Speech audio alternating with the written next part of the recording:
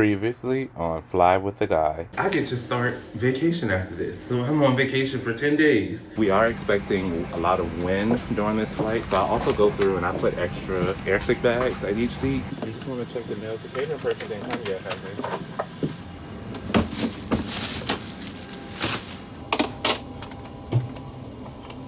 I got a window seat open. I moved the lady that was supposed to have a window seat to the window seat. That freed up her seat. Then I could ask another lady who was sitting on the aisle seat if she would move that 2 rows to the same seat. 2 rows back, which she was perfectly capable of doing, which then opened up an aisle and a middle seat together. Then I could move the father and his daughter and those seats together, which then left the couple, the man and his wife, who were on the 2 aisle seats with the seat in the middle, to have the whole 3 seats to themselves. And y'all could just decide where y'all wanted to sit at. I've been trying to make my wallet fold all day. Cashing in my dreams, big payout. Underneath my money tree, big shade. Good afternoon, freaking flyers. Welcome back to another day of Vlogtober. If you're new here and you keep hearing me throw this word around, the word I'm saying is Vlogtober because it's a challenge on YouTube to post a vlog every day in the month of October. So here we are. You've been wondering what all of these sporadic and very short, choppy videos have been. That's what it is. We are on day 14 of this 31-day journey. So almost halfway there. It's a beautiful day here in New York City. It's 66 degrees, but it is bright and sunny. Just kind of windy, which makes the 66 feel kind of chilly, but it's beautiful nonetheless. I'm leaving this. I am out. I told you all yesterday, I'm starting 10 days of vacation. So I don't work again until, I don't know, sometime next week. And yeah, I originally, when I bid for this vacation back in, what was it? February or March? When did we bid for our fall vacation? I don't remember. But whenever I bid for it, I didn't actually have intentions for this time other than going home to Virginia. Just literally getting paid to take time off because it was better. And I picked October as one of my weeks because it's such a shoulder season for us in aviation that sometimes the hours are just not there. So why not, you know, force yourself to get some hours. Let me not try to vlog and pull out this extremely small parking spot at the same time. I don't know how I parallel parked last night, but I got up in here. It doesn't help that there's a car double parked on the other side of the street. Y'all are making this a very tight squeeze. But okay, so let's hop into today's video. We're going home. I'm coming home. Tell the world I'm coming home. Seasons have changed. That's no surprise. I've talked to you all about that. And the fact that I'm not prepared for it here in New York. I am very fortunate that we do not have limitations at my crash pad in terms of how much or how little we stay, how much we keep at the house. There are some crash pads who are extremely strict about those things. Like you might have a limit on the number of nights you can stay. You might only be allocated a very small amount of space in terms of storage. That is not the case where I stay at. And I'm very fortunate. There's a ton of space and I can be there as much as I want, which is why sometimes I come and I basically live here 2 weeks, 3 weeks while I like stack my trips together. With that said, I have a ton of clothing and shoes here since I've left Miami. I need to swap out Hoochie Daddy clothes back to Virginia, and we're gonna come back with more appropriate clothing for the cooler temperatures. Stranger.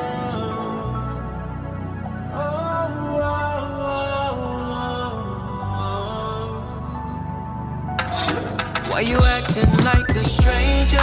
You were down last night. How you acting like a gamer? Wanna play all night? Do you want me?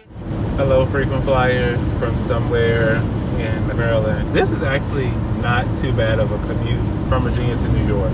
Just riding, I've been thinking about like all the different commutes that I've made over the years. So before this, you all know I was living in Miami. So I probably made the drive from Virginia to Miami, which was 13 hours. Maybe 4, because I mostly flew. And then prior to that, when I was Philly-based, the drive from Virginia to Philly is only 4 hours. Now that was a very easy commute. So when I was Philly-based, I loved the drive. But let's have a quick story time about the worst drive. And that was when I decided to go to Denver. So if we rewind all the way back to the beginning of time, you all know I was Denver based when I first started at the Animal Plains. And it was not by choice, because at the time when I started there, the Animal Plains only had 5 crew bases: Vegas, Denver, Chicago, Philly, Trenton, and Orlando. Those were the 5 bases back in 2019, right? It's so crazy because now I think they have like 11, but they only had 5 back then. And I was living in Virginia. So obviously, me being the East Coast person that I am, I wanted to stay as close as possible because I knew starting out I would be commuting. When it came time for us to rank our bases, how it works is basically on a sheet of paper, 1 through 5, because it was only 5 bases. You put 1 being your first choice of where you wanted to go, 5 being your last choice. And it's based on operational needs. So they'll take your input and then go in your class seniority order and give you your bases. They don't even do it like that anymore now, but that's how they did it in the back days. Okay, so I got my little paper, and I knew that that's how they were going to do it. So I had time to prepare because, mind you, I got my CJO, my conditional job offer at the Animal Plains in May of 2019, and I wasn't going to start training until August. So I had quite a few months to really think about this. So I was like, all right, cool. My first choice was Philly, because it's the closest to Virginia. My second choice was Orlando. I don't know why I ever thought that was the case, but oh God, I'm so happy. I despise Orlando with everything, and the thought of being Orlando based, no. Never in a million years would I want to be Orlando based. Okay, but naive, fresh to aviation Brandon put Orlando as his second choice. As my third choice, I put Chicago, because that's the closest place to Virginia, and I have family there. So I was like, Chicago. Actually, you know what? No, I take that back. I put Chicago as my second choice and Orlando as my third choice. Unbeknownst to me, Chicago was super senior, and you be on reserve forever in Chicago. So that was a stupid mistake too. But there's a point to this story. Then for my fourth choice, I just put Denver, and as my fifth choice, I put Las Vegas, because that was the farthest from Virginia. So that was one of my choices: Philly, Chicago, Orlando, Denver, Vegas. Okay, we did that. 2 days later, it was base reveal day, and they call you up, they give you an envelope with your name on it, and it tells you what your choice was and what your assigned base was. Y'all, everybody in my class got Denver. They needed so many people in Denver, so they sent all 57 of us, I want to say, that was in my class. They sent all of us to Denver. Okay, so let's fast forward through training, because training is a whole nother story time for another day. Fast forward, myself, 2 other classmates, we decide we're just going to rent like this basement apartment together, and it was going to be a cool setup. Once the time came for us to actually be able to move into the apartment, Brandon had the bright idea to say, I should just bring my car out here, because if I'm going to be in Denver and our house is not close to the airport at all, I would spend as much on like Ubers and public transportation as I would spend way less just having gas and car maintenance for a car that like I paid for it.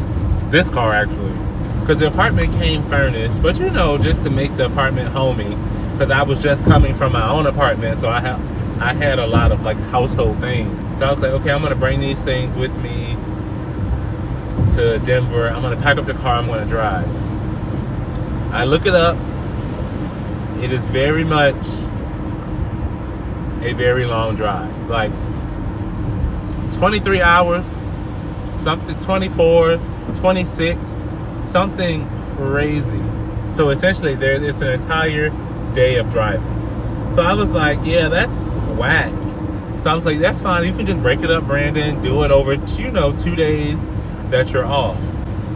Well, just so happens that during the timing, my friend was on a work trip in St. Louis. I was like, oh, you know what? Visit you while you're in St. Louis. She was like, yeah, you can come stay in my room, you take sleep, take a nap, do whatever. I set out on this road, driving through Virginia. I'm very familiar with beachside Virginia, plains Virginia, mountain Virginia, but not mountain. Driving through the Appalachian was so insane. I did not know that when I crossed from Virginia to West Virginia into Kentucky, and I was on that mountain, going up that mountain to save my marriage. I have seen it in the movies, that's what it looks like when you're driving on a mountain on the side of a cliff, but I had never experienced that in real life. And boy, oh boy, was it crazy. I don't know how I managed to do that. And I consider myself a long distance driver. Like, it was nothing for me to get in the car and go. I used to drive from Virginia to Atlanta just because. But somehow I made it, y'all. Overnight, driving up that mountain in the Appalachian, through Virginia, through West Virginia, through Kentucky, through whatever state came next, Indiana, I don't know. I was all over the place. Okay, that's all I do know. And then I finally made it to St. Louis. And when I tell y'all, I slept in my friend's hotel room for a very, very long time. We went out and had food, then I got back on the road. And I drove from Missouri to Kansas. And never again in my life will I ever drive through Kansas because it was so frightening. First of all, Kansas is a very flat state, if you did not know. And on top of that, Kansas is very dark because it is vastly farmland, wide open, no light pollution, barely any moon. So it's just you and your car driving down this road, sometimes by yourself for like an hour with no other like passing car in pitch black. And at any moment, I knew the Jeepers Creepers truck was going to pull out of a cornfield and come and get me. And at one point, I thought I was going delirious because I started seeing flashing red lights in the sky. And I didn't know if it was a UFO or if I had spots in my eyes because I was that tired. Come to find out, Kansas is also full of windmills. And you know what windmills have on them? Flashing red lights that shine at night. So, all of that happened in the middle of September. Fast forward to November, and my class is now capable of putting in transfers. I put in that transfer to Philadelphia. Once my classmates got in there and I saw the kind of trips that they were getting called out on, I said, oh yes, I'm out of here. I'm going to Philly. What did that mean?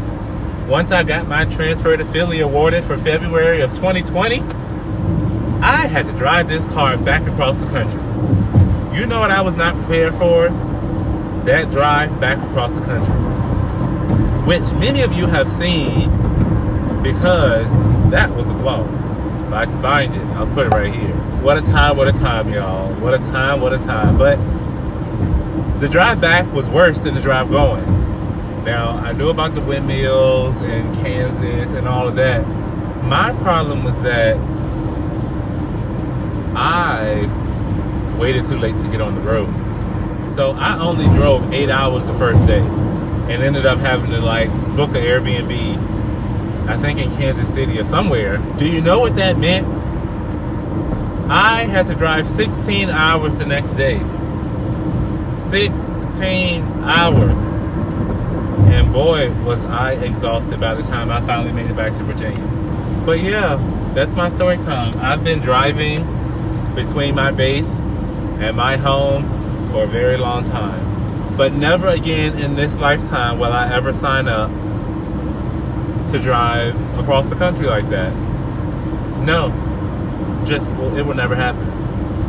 But that's it. That's all, y'all. Like, I feel like I've been ranting for a long time. But that's story time of me making the foolish decision to drive to base. from Virginia to Denver. Yeah. Never advise. 0 out of 10 recommend. No. I'm going to keep driving to Virginia. I'm almost in DC. So, yeah, that's it. That's all. I feel like there's nothing else to report today, but I guess I'll tell y'all when I finally make it home. Hit you later, got your phone on quiet.